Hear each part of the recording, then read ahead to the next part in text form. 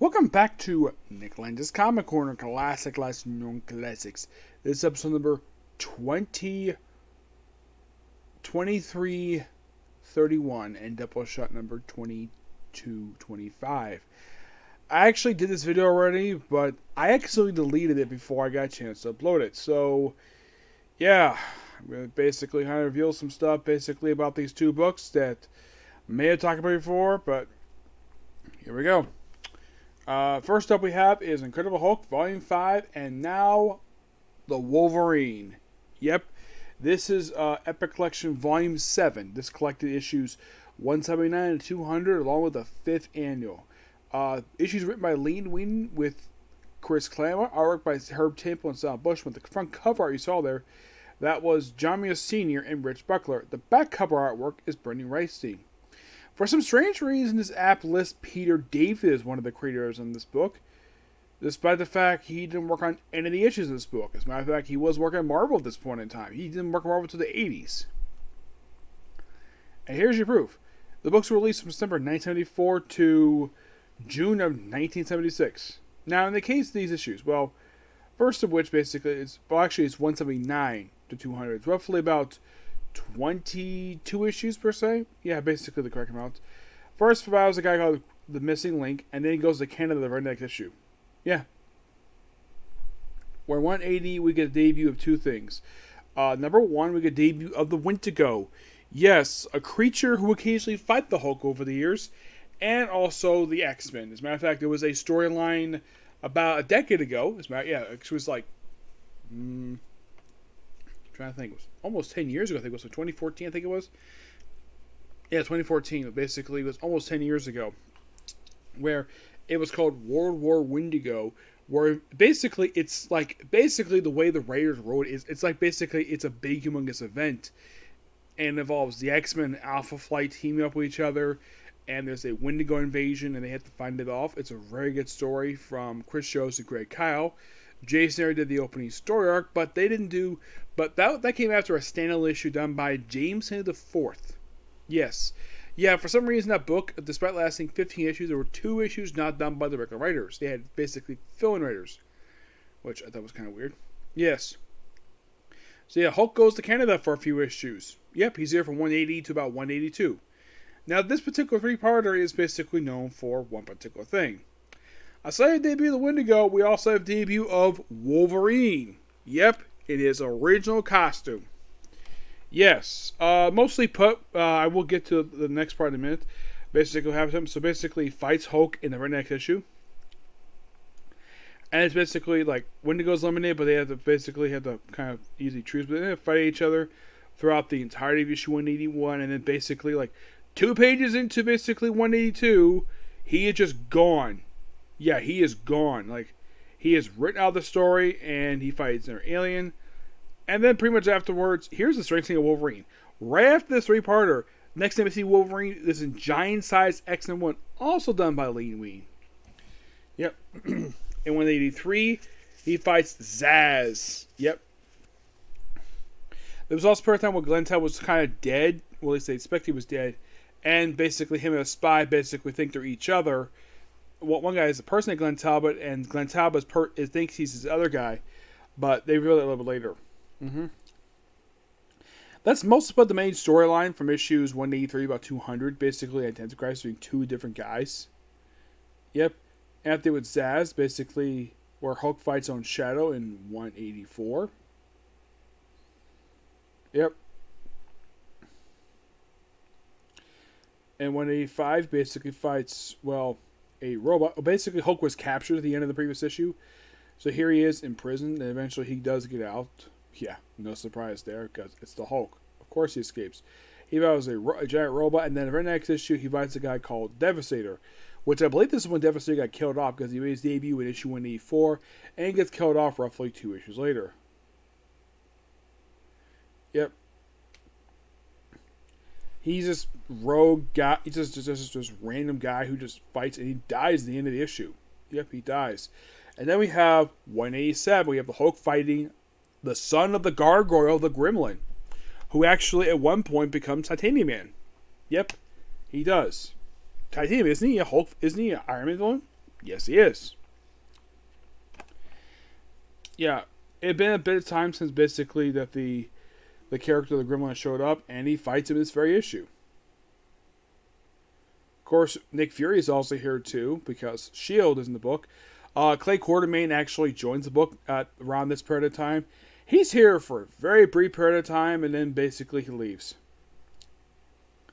Yeah, and basically after this two-parter, he's absent next issue, then he's here for 180 about 200. Yeah, he's here very briefly, and he's called back to S.H.I.E.L.D. Yeah, then 189 he fights 189 and 190 he fights the Mole Man. Yes, the Mole Man.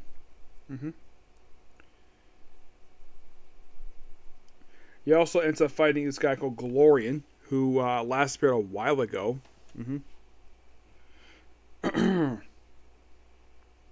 He's also here with the Shaper of Worlds, who's currently deceased. He got killed off in the issue of Silver Surfer a few years ago.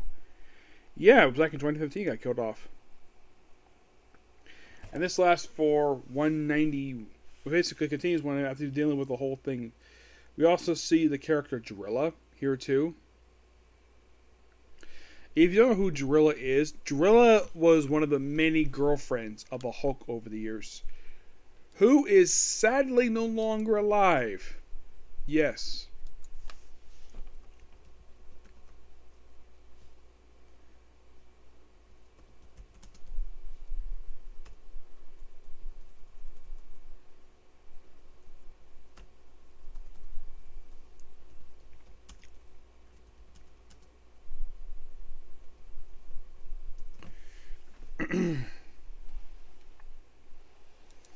Yeah, Drilla herself made her debut in issue 140, and sadly she would get killed off not long after this. Yeah, she had been sort of a recurring character prior to this two-parter. The last appearance was back in issue 156. And after this, she's not seen again until 190, until 202. So, after this two-parter, they fight a guy called Black Jimmy McCrowbar. Yep. I believe also, 192 is the return of Doc Samson. He mentioned in the book that he had been depowered in 147, and here he is in this issue, he gets repowered, and he basically hated being depowered. He really missed being, and now he's basically permanently back as being powered up by gamma radiation, and this is a permanent thing. This is never, he's died once, so, he's back here, and if you're really curious, though, he's still around. Except that he's not Doc Samson anymore. He's Doc Sasquatch. Yes, that was something Al Ewing did. Yes. So yeah, basically, now here's the thing. He had returned me a supporting character in the book, and he's here for a long period of time. And I do mean a long period of time. There was actually a period of time where he does leave the book. It was after issue 279. But he does come back in 314. And he's here for quite a while. And then he leaves in 380. Comes back in 393. Wait for a while again. And then pops up in Incredible Hulk 402. And he's here mostly sporadically. Like, is he here like when the book is relaunched? Well, he's here until 471, which I believe was toward the end of this book, if I'm not mistaken.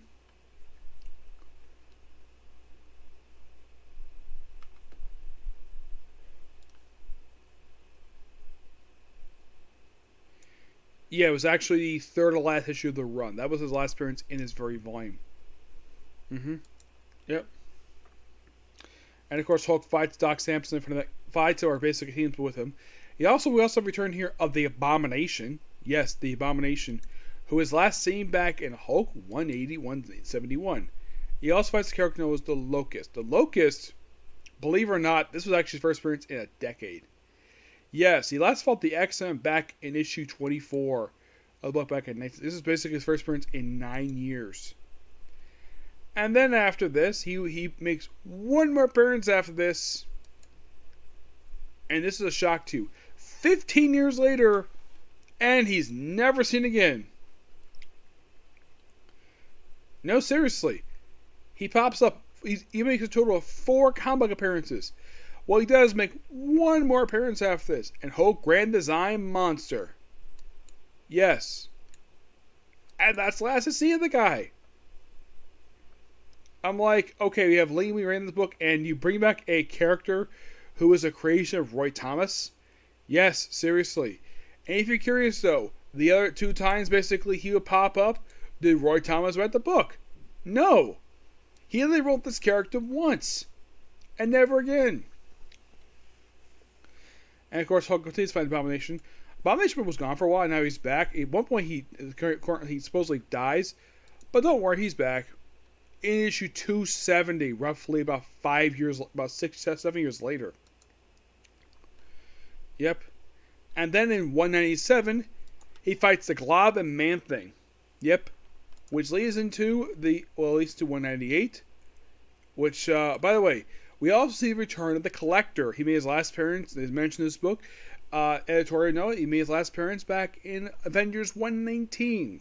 He made a return for these 2 issues, and then, here's the thing about him.